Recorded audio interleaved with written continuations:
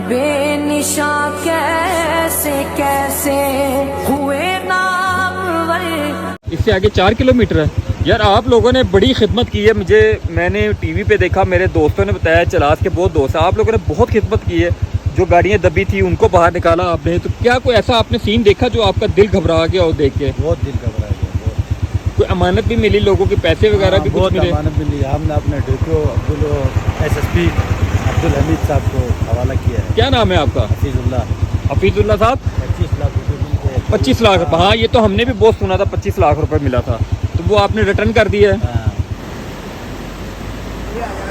ये वो चलास का एरिया है जहाँ पे बहुत सी जाने गई है, बहुत से ख़ानदान एक दूसरे से जुदा हो गए, अफसोसनाक।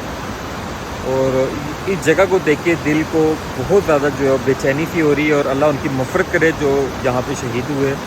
और हम दुआ करेंगे कि उनके घर वालों को हौसला, अल्लाह पाक हौसला हमल दे। ये वो ख़तरनाक जगह जिसको कभी भूला नहीं जाएगा, ये वो चलास का एरिया है। यहाँ से चलास तकरीबन 13 किलोमीटर रह जाता है।